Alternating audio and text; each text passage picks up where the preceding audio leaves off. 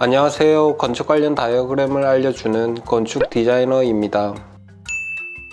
이전에 건축 컨셉을 정하는 방식에 대해 메일로 물어보시는 분이 있었고 간단하게 답을 해드린 적이 있습니다.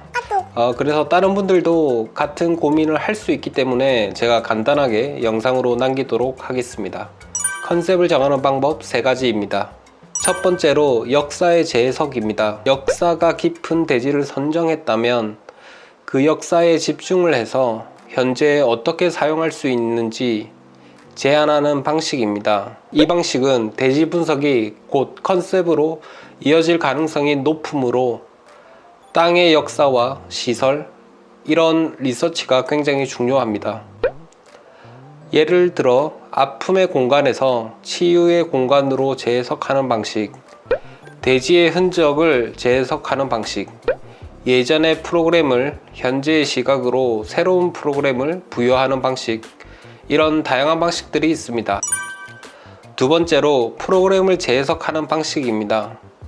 일반적인 대지거나 대지에 대한 이야기가 별로 없다면 프로그램을 재해석하는 방식이 있습니다.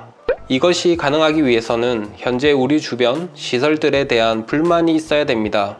예를 들면 성냥갑 같은 아파트, 감옥 같은 학교, 차가운 병원 등 기존 시설에 대한 문제인식이 곧 컨셉이 되는 경우입니다.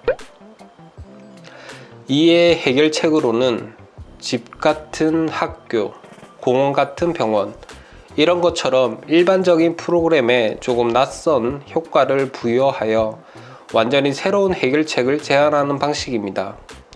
이를 디자인에서는 낯설게 하기라고도 합니다. 세 번째는 사회적 현상에 대한 해결책을 제안하는 방식입니다. 최근 사회적 현상으로는 1인 가구, 실버 세대, 4차 산업, 드론 운송, 환경 이슈, 지속 가능성, 화성 등등의 다양한 것이 있습니다. 사회적 현상에 관심을 가지게 되면 이와 같은 질문을 하게 됩니다. 1인 가구가 많아지면 어떤 집이 필요하지? 만약 드론 운송이 생활화된다면 드론 스테이션이 필요하지 않을까? 환경 문제로 지구의 온도가 끝도 없이 올라간다면 건축적으로 해결책은 없을까? 이런 문제인식이 곧 새로운 컨셉으로 나오기도 합니다. 이 외에도 다양하게 건축 컨셉을 정하는 방식이 있겠지만 결국 결론적인 것은 컨셉이란 어떤 문제인식이 바탕이 되어야 나올 수가 있습니다.